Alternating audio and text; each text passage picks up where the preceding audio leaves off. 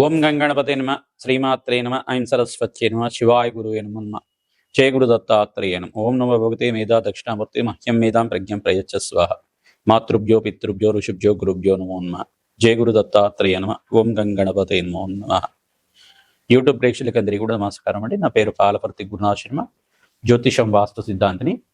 నేనంతా కూడా మీకు గోచారరీత్యా గ్రహాల యొక్క స్థితిగతి కలియిక వాటి యొక్క ప్రభావం అంతా కూడా మీకంతా కూడా చెప్పడానికి ఈ యొక్క కంటెంట్ బేస్ మీద చెప్తున్నాం. ఈ రోజంతా కూడా చూసుకుంటే పితృపక్షం అనేది అత్యంత పుణ్యప్రదంగా చెప్పడం జరుగుతుంది. భాద్రపద మాసంలో కృష్ణపక్షంలో అంతా కూడా పితృపక్షం అంటారు. దీన్నంతా కూడా ఈ యొక్క సెప్టెంబర్ 7వ తారీఖు తర్వాత మనకి పౌర్ణమి వెళ్ళిపోయిన తర్వాత నుంచి పాడ్యం అనేది స్టార్ట్ అవుతుంది. కృష్ణపక్షంలో పాడ్యం నుంచి అమావాస్య దాకా పితృపక్షంలో అంతా కూడా పితృకార్యాలంతా కూడా నిర్వహించుకోవడానికి అత్యంత శుభప్రదంగా ఉండడానికి అవకాశం ఉంటుంది. ఎవరైతే కనుక ఈ యొక్క పితృదేవతలంతా కూడా చూసుకుంటే వసురుద్ర ఆదిత్య స్వరూపం అని చెప్పేసి అంటారు.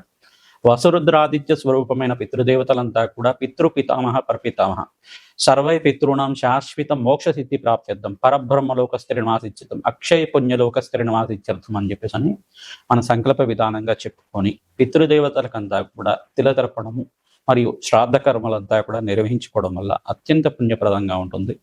ఎవరి పితృదేవతలంతా కూడా గతించి ఉన్నారో పితృదేవతలంతా కూడా శాశ్వత మోక్ష సిద్ధి కలగాలని చెప్పి ప్రతి ఒక్క పితృపక్షంలో అంతా ప్రధానంగా చూసుకుంటే భాద్రపద మాసంలో వచ్చే పితృపక్షంలో అంతా కూడా ఈ యొక్క విశేషమైన తిథులంతా కూడా గుర్తుపెట్టుకోండి. తదియ, చౌతి, పంచమి, సప్తమి, అష్టమి, నవమి, దశమి, త్రయోదశి, చతుర్దశి మరియు అమావాస్య. ఈ తిథుల్లో తప్పకుండా మీ పితృదేవతలు గతించిన తిథిని బట్టి కానీ మరియు పితృ అమావాస్య అంతా కూడా ఈ యొక్క భాద్రపద మాస అమావాస్య తిథి రోజు కానీ ఈ యొక్క అమావాస్య అంతా కూడా సెప్టెంబర్ నెలలో 21వ తారీఖు రోజున వస్తుంది. మనకంతా కూడా ఆదివారంలో వస్తుంది. మనకంతా కూడా చూసుకుంటే ఈ యొక్క పితృ దేవతలు ప్రీతికరంగా ప్రధానంగా చూసుకుంటే ఈ యొక్క పితృదేవతలు ప్రీతికరంగా తిలితర్పణాలు చేసుకోవడం కానీ మరియు పితృదేవతలు ప్రీతికరంగా మీరంతా కూడా శ్రాద్ధ కర్మలు నిర్వహించుకోవడం, పిండ ప్రదానం చేయడం, తిరపతర్పణం చేయడం మరియు స్వయంపాక దానం అనేది చేసుకోవడం, బ్రాహ్మణత్వంకంతా కూడా వేద బ్రాహ్మణత్వంకంతా కూడా సంకల్పపూర్వకంగా మీరంతా కూడా బ్రాహ్మణానం మమదీమానం సాక్షాత్ నారాయణ స్వరూపాయ మహావిష్ణు స్వరూపాయ బ్రాహ్మణాయ అని చెప్పేసి అంటుంది వేదమంతా కూడా. వేద స్వరూపంగా మహావిష్ణు స్వరూపంగా బ్రహ్మస్వరూపంగా ఈ యొక్క శివస్వరూపంగా బ్రాహ్మణంతా కూడా భావించి ఆ బ్రాహ్మణత్వకంతా కూడా మీరు స్వయంపాక దానం ఇచ్చుకోవడం, పితృదేవతలకు ప్రీతికరంగా మీరంతా కూడా శ్రాద్ధ కర్మలు చేసుకోవడం, తిలతర్పణాలు చేసుకోవడం, పుణ్య కార్యక్రమాలు, గోమాత సేవ చేసుకోవడం అత్యంత శుభప్రదంగా ఉంటుంది. పితృశాపాల నుంచి బయటపడడానికి ఆస్కారం ఉంటుంది. ప్రధానంగా పితృదోషము పితృశాపం అంతా కూడా మీకు పూర్వీకుల నుంచి సంక్రమించి ఉండొచ్చు. మీ జాతకంలో మీ యొక్క పూర్వజన్మ కర్మ సిద్ధాంతాన్ని బట్టి సంక్రమించి ఉండొచ్చు. ఈ యొక్క జాతక ప్రభావం నుంచి పితృదోషము పితృశాపం నుంచి బయటపడాలి అంటే కనుక ఈ పితృపక్షంలో కనుక మీరంతా కూడా మోక్ష నారాయణ బలి విధానం కానీ ఈ యొక్క శాస్త్ర కర్మలు కానీ చేసుకోవడం వల్ల అత్యంత శుభ ఫలితాలు పొందడానికి ఆస్కారం ఉంటుంది. ఈ యొక్క కొంతమంది ఏం చేస్తారంటే పుణ్యక్షేత్రాలంతా కూడా బ్రాహ్మణ సమారాధన చేస్తుంటారు, అన్నదానం చేస్తుంటారు. దేవాలయ ప్రాంగణంలో అన్నదానం చేయడం వల్ల పితృదేవతలకు ప్రీతికరంగా అన్నదానం చేయడం వల్ల అత్యంత శుభమైన ఫలితాలు, కోటి యజ్ఞాల ఫలితం కలుగుతుందన్నమాట.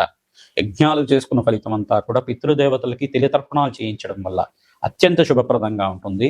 మనకంతా కూడా చూసుకుంటే ఈ యొక్క పితృదోషం అనేది ఏ రకంగా వస్తుందంటే ప్రధానంగా లగ్న చక్రవశాత్తు ఈ యొక్క అష్టమ స్థానంలో కానీ నవమ స్థానంలో కానీ రాహు కానీ కేతు కానీ ఉంటే కనుక ఈ యొక్క పితృదోషం అని చెప్పేసి అంటారు. లగ్న చక్రవశాత్తు మరియు ఈ యొక్క చతుర్థ స్థానం అంటే నవమ స్థానం పితృస్థానం అని చెప్పేసి అంటారు.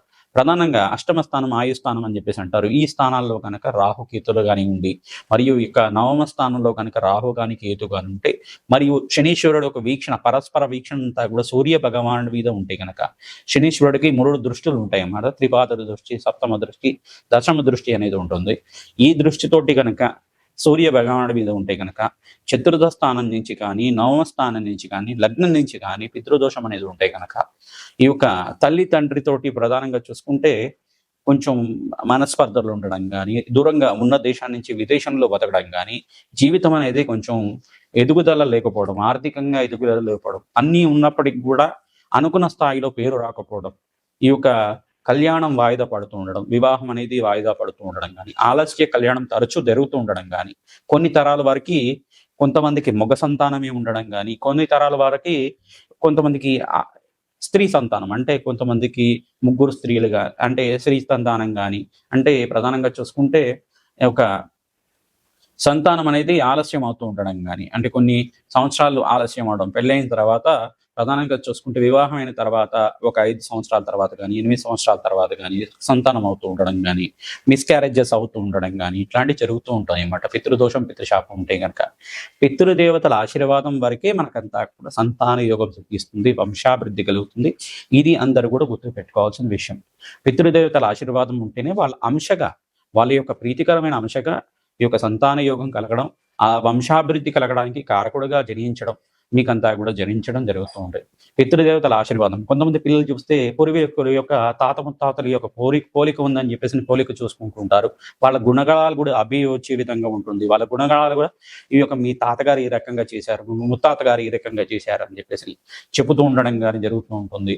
తద్వారా మీకంతా కూడా శుభమైన ఫలితాలు వచ్చే విధంగా ఏం పరిష్కారం చేసుకోవాలి, ఈ మహాలయ పక్షం అని చెప్పేసి అంటారు, మహాలయ పితృపక్షం అని చెప్పేసి అంటారు. భాద్రపద మాసంలో వచ్చే కృష్ణపక్షంలో అంతా కూడా ఈ పితృపక్షము అని చెప్పేసి అనడం వల్ల ఈ పితృదోషం నుంచి బయటపడడానికి అత్యంత శుభమైన మంచి రోజులుగా చెప్పడం జరుగుతుంది. పితృపక్షంలో మీరంతా కూడా ప్రధానంగా చూసుకుంటే ఈ యొక్క పితృకార్యాలు నిర్వహించుకోవడం వల్ల అత్యంత శుభ ఫలితాలు పొందుతారు. మేషాది ద్వాదశ రాశుల వాళ్ళు ఏ కార్యక్రమాన్ని చేసుకోవడం వల్ల, ఎటువంటి పితృదానాలు చేసుకోవడం వల్ల అత్యంత శుభ ఫలితాలు పొందుతారు. వ్యాపారం అభివృద్ధి కావాలన్నా, మరియు వంశాభివృద్ధి కావాలన్నా, శీఘ్ర కళ్యాణ యోగం కావాలన్నా పితృపక్షంలో తప్పకుండా మీ యొక్క ఆ పితృదేవతలు గతించి ఉన్నవాళ్ళు తప్పకుండా మీరంతా ఇక్కడ తెలతర్పణాలు చేసుకోవడం, శ్రాద్ధకర్మలు ఆచరించుకోవడం, మరియు వసరుద్ర ఆదిత్య స్వరూపంగా ఉన్న పితృపితామహ ప్రపితామహ ఎవరైతే గతించి ఉన్నారో, గతించి ఉన్న పూర్వీకుల యొక్క సంబంధపానం అంటే బంధువులు ఎవరైతే గతించి ఉన్నారో వాళ్ళ పేర్ల మీద తర్పణాలు చేయడం, మీ పితృతిథి ఏదైతే ఉందో ఆ తిథి రోజున పితృదేవతలకు ప్రీతికరంగా ఈ యొక్క శ్రాద్ధకర్మలు నిర్వహించుకోవడం. అమావాస్య రోజునైతే కనుక ఎవరైతే గతించి ఉన్నారో, పుణ్యలోకాల్లో ఉన్నారో వాళ్ళకంతా కూడా స్వర్గరకంలో స్థిరమాసం ఉన్న పూర్వీకుల యొక్క పేర్లు చెప్పి వాళ్ళ యొక్క పేరు మీద అంతా కూడా తిలతర్పణాలు చేసుకోవడం, తద్వారా వంశాభివృద్ధి కలుగుతుంది. తద్వారా మీకు అంతా కూడా చతుర్దశి తిథి రోజునంతా కూడా కొంతమంది ఋషి తర్పణాలు అని చెప్పేసి చేస్తూ ఉంటారు. ఇవన్నీ కూడా ఉంటాయి అన్నమాట. తర్వాత తర్పణాలు అని చెప్పేసి అన్నప్పుడు మనకి ప్రధానంగా అగ్నిదేవుడికి ఈ యొక్క ఇద్దరు భార్యలు అని చెప్పేసి చెప్పడం జరుగుతుంది. స్వాహాదేవి, స్వదాదేవి అని చెప్పేసి. ఈ యొక్క స్వదాదేవి అంతా కూడా పితృస్థానానికి అధిష్టాన దేవతగా చెప్పడం జరుగుతుంది. స్వదాదేవి ఆరాధన చేయడం వల్ల పితృదేవతలకు అత్యంత ప్రీతికరంగా పొంది పితృదేవతలంతా కూడా స్వర్గలోకంలో, వైకుంఠలోకంలో, బ్రహ్మలోకంలో, ఊర్ధ్వలోకంలో, పుణ్యలోకంలో స్థిరనివాసంగా ఉండడానికి ఆస్కారం ఉంటుంది. శాశ్వత శివలోక ప్రాప్తి కలగడానికి ఆస్కారం ఉంటుంది. మోక్ష సిద్ధి కలగడానికి ఆస్కారం ఉంటుంది.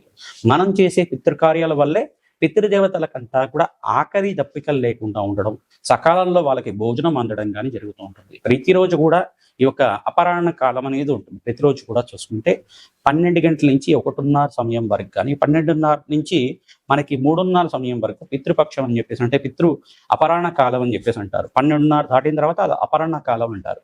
ఈ అపరాహ్న కాలంలో అంతా కూడా పితృదేవతలు మీ యొక్క గుమ్మం ముందు వచ్చి ఉంటారు. వాళ్ళంతా కూడా మీరు పితృకార్యాలు ఏమైనా చేస్తున్నారా, వాళ్ళ ప్రీతికరంగా ఏమైనా వంటకాలు ఏమైనా చేసి వాళ్ళకి నివేదన చేస్తున్నారా, లేదు వాళ్ళని తడుచుకుంటున్నారా అని చెప్పేసి అని చూస్తూ ఉంటారన్నమాట. మీరు ఏం చేయాలంటే ప్రతిరోజు కూడా ఏదో ఒక సమయంలో ఈ యొక్క మధ్యాహ్నం పూట 12:30 దాటిన తర్వాత పితృదేవత తరుచుకోవడం కానీ, వాళ్ళకి నమస్కారం చేసుకోవడం కానీ, గతించి ఉన్న వాళ్ళకి ప్రధానంగా వాళ్ళకి నమస్కారం చేసుకోవడం కానీ చేస్తూ ఉంటే కనుక పితృదేవతలకు ప్రీతికరంగా వాళ్ళకి ఇష్టమైన వంటకాలు నివేదన చేసి మీరు ప్రసాదంగా భుజిస్తూ ఉంటే కనుక పితృదోష నివారణ జరుగుతుంది. ఎవరికైతే శీఘ్రంగా కళ్యాణ యోగం కావాలనుకుంటే కనుక వీళ్ళంతా కూడా పితృదోష నివారణార్థం ఈ యొక్క శ్రాద్ధ కర్మలన్నీ కూడా, దోష నివారణ పూజలన్నీ కూడా చేసుకోవడం వల్ల అత్యంత శుభ ఫలితాలు పొందడానికి ఆస్కారం. సంతాన యోగం, శీఘ్ర సంతాన యోగం కలగడానికి, ఆలస్య వివాహాల నుంచి బయటపడడానికి, పితృదోషాలు, పితృశాపాల నుంచి బయటపడడానికి, మాతృమూలకరమైన పితృదోషం నుంచి బయటపడడానికి ఈ యొక్క పితృపక్షం శ్రేష్టమైన పుణ్యపక్షంగా చెప్పడం జరుగుతుంది. పుణ్యక్షేత్రాల్లో కనుక శ్రాద్ధ కర్మలు ఆచరించుకోవడం అంటే మనకి సప్త పుణ్యస్థలాలు అని చెప్పేసి అంటారన్నమాట. ఈ యొక్క పుణ్యస్థలాల్లో అంతా కూడా ఆచరించుకోవడం, అనంత పుణ్య ప్రాప్తి కలిగే విధంగా చేసుకోవడం. ఈ అయోధ్య, కాశీ, ఈ యొక్క మధుర మరియు ఈ యొక్క పాదగయ అని చెప్పేసి అంటారు. గయాస్థానంలో అంతా కూడా పితృశాస్త్ర కర్మలు ఆచరించుకోవడం. బ్రహ్మకాపాలం దగ్గర అయినా కానీ, విష్ణుపాదం దగ్గర అయినా కానీ, బీహార్ దగ్గర ఉంటుంది. ఆ ప్రాంతం దగ్గర పిఠాపురం దగ్గర చూసుకుంటే పాదగయ ఉంటుంది. కుక్కుటేశ్వర క్షేత్రం దగ్గర ఉంటుంది అన్నమాట. ఈ శ్రాద్ధ కర్మలు చేసుకోవడం. తెలంగాణ రాష్ట్రంలో చూసుకుంటే మనకి అల్లంపూర్ జోగులందరూ క్షేత్రం దగ్గర కూడా చేస్తూ ఉంటారు. ఈ శ్రాద్ధ కర్మలు ఆచరించుకోవడం, పిండ ప్రదానం చేయడం, నదీ ప్రవాహ ప్రాంతంలో అంతా కూడా చేయడం వల్ల అత్యంత పుణ్య ఫలితాలు పొందుతూ ఉంటారు. మీకంతా కూడా సకల గ్రహదోష నివారణ కలిగి పితృదేవతల శాంతి కలిగే విధంగా ఎటువంటి పరిష్కారాలు చేసుకోవాలి, ఈ యొక్క పితృదేవతలంతా కూడా మోక్ష స్థానాన్ని కలిగే విధంగా ఎటువంటి పరిష్కారం చేసుకోవడం వల్ల అత్యంత శుభ ఫలితాలు పొందుతారు తెలుసుకుందాం. తులారాశి జాతకులకి గోచారరీత్యా సెప్టెంబర్ నెల మాస ఫలితాల్లో భాగంగా పితృపక్షంలో అంతా కూడా ఎటువంటి పరిష్కారాలు ఆచరించాలి, ప్రధానంగా చూసుకుంటే మహాలయ పితృపక్షం అని చెప్పేసి అంటూ ఉంటారు. ఈ పితృపక్షంలో ఎవరైతే కనుక పితృదేవతలు గతించి ఉన్నవారు వారు తప్పకుండా మీరంతా కూడా శ్రాద్ధ కర్మలు కానీ తిలతర్పణాలు కానీ ఈ యొక్క స్వయంపాక దానం కానీ చేసుకోవడం వల్ల అఖండ రాజయోగం సిద్ధిస్తుంది. తద్వారా మీకంతా కూడా బ్రాహ్మణానాం మమ దేవానాం సాక్షాత్ నారాయణ స్వరూపాయ మహావిష్ణు స్వరూపంగా ఉన్న ఆ బ్రాహ్మణత్వంకంతా కూడా దక్షిణ సహితంగా స్వయంపాకం అంతా కూడా వాళ్ళకి వండుకోవడానికి వీలుగా ఉండే విధంగా ఎంత వీలైతే ఎంత మీకు శక్తి కొలదే అంతా కూడా దానంగా చేసుకోవడం కానీ చేసుకుంటూ ఉంటే కనుక అష్టైశ్వర్య యోగం తీస్తుంది, వంశాభివృద్ధి కలుగుతుంది, పితృదోష నివారణ కలుగుతుంది. వసురుద్రాతిథ్య స్వరూపంగా ఉన్న పితృదేవతల ఆశీర్వాదం వల్ల వంశాభివృద్ధి కలుగుతుంది. కళ్యాణం కాని వాళ్ళకి కళ్యాణ యోగం సిద్ధిస్తుంది, రాజయోగం కలిసి వస్తుంది, అఖండమైన కీర్తి ప్రతిష్టలు పెరుగుతాయి, వృత్తిలో అభివృద్ధి కలుగుతుంది, వ్యాపారంలో అభివృద్ధి కలుగుతుంది, తద్వారా రాజయోగం సిద్ధిస్తుంది. ఈ యొక్క పితృదోష నివారణార్థం మోక్ష నారాయణ బలి విధానం ఆచరించడం కానీ మరియు ఈ యొక్క చతుర్దశి రోజున కానీ అమావాస్య రోజున కానీ తిలతత్వమరణం చేయడం కానీ, ఎవరైతే కనుక ఆకస్మిక మరణం జరిగిన వాడికి ఈ యొక్క అనుకోకుండా చిన్న వయసులో కాలం చేసిన వాళ్ళు కానీ మరియు పెళ్లి కాకుండా కాలం చేసిన వాళ్ళు చిన్న వయసులో 16 ఏళ్ల వయసు నుంచి 30 దాటిన వాళ్ళు పెళ్లి కాకుండా కాలం చేసిన వాళ్ళకి చతుర్దశి రోజున తర్పణాలు చేస్తూ ఉంటారు. ఎక్కువగా వాళ్ళకి ఆ యొక్క తర్పణ విధానం అనేది సపరేట్గా ఉంటుంది. మంత్రాలు అనేది కూడా విధి విధానంగా ఉంటాయి అన్నమాట. ఆ రకంగా చేయడం కానీ అమావాస్య తిథి రోజుల్లో అంతా కూడా పెద్దలకి ప్రీతికరంగా అంతా కూడా స్వయంపాక దానం చేయడం, వాళ్ళకి ప్రీతికరమైన నివేదన చేయడం, అత్యంత పుణ్య ఫలితాలు. దుంపకూరలు పెట్టడం ఎక్కువగా, కంద కానీ చామగడ్డ కానీ ఈ యొక్క తోటకూర కానీ పెట్టడం కానీ మరియు ఈ యొక్క ఉల్లిపాయ కానీ మరియు ఉల్లిగడ్డ కానీ ఇవన్నీ పెట్టకుండా మరియు ఈ కూష్మాండ దానం చేసుకోవడం అత్యంత శుభ ఫలితాలు పొందడానికి ఆస్కారం ఉంటుంది. స్వయంపాక దానం చేసుకోవడం అఖండ పుణ్యయోగం సిద్ధించడానికి ఆస్కారం ఉంటుంది. కొన్ని ప్రాంతాల్లో అంతా కూడా బ్రాహ్మణ సమారాధన చేస్తుంటారు. బ్రాహ్మణ సమారాధన చేయడం కానీ అఖండ పుణ్యయోగం సిద్ధించడానికి ఆస్కారం ఉంటుంది, అఖండ రాజయోగం సిద్ధిస్తూ ఉంటుంది. ఎవరైతే కనుక పితృదేవతలకంతా కూడా ప్రీతికరంగా ఈ యొక్క తిలతర్పణాలు తిలహోమాన్ని ఆచరిస్తారో, ఈ యొక్క భాద్రపద మాసంలో అమావాస్య రోజున శ్రద్ధగా శ్రాద్ధ కర్మలు చేసుకుంటూ ఉంటారు, తిలతర్పణాలు చేస్తూ ఉంటారు, వాళ్ళకంతా కూడా పితృదేవతల ఆశీర్వాదం శీఘ్రంగా లభించి రాజయోగం లభిస్తుంది, అష్టైశ్వర్యోగం సిద్ధిస్తుంది, శాశ్వత మోక్ష సిద్ధి ప్రాప్తి కలుగుతుంది. పితృదేవతలకంతా కూడా స్వదాదేవికి ప్రీతికరంగా ఈ రకంగా ఆచరించడం వల్ల జగన్మాత అనుగ్రహం లభిస్తుంది, పితృదోష నివారణ కలుగుతుంది, అష్టైశ్వర్యోగం సిద్ధిస్తుంది, వంశాభివృద్ధి కలుగుతుంది, వ్యాపారంలో మార్పులు కలుగుతాయి. తద్వారా మీకంతా కూడా తులరాశి జాతకులకి అత్యంత శుభ ఫలితాలు పొందడానికి ఆస్కారం ఉంటుంది. మహాలక్ష్మీదేవి ఆరాధన చేసుకోవాలి, బొబ్బర్లు దానం చేసుకోవడం, నల్ల నవలు దానం చేసుకోవడం మరియు శనగలు దానం చేసుకోవడం, ఈ యొక్క గోధుమలు దానం చేసుకోవడం మంచి ఫలితాలు పొందుతారు. శ్రీమాత నమః.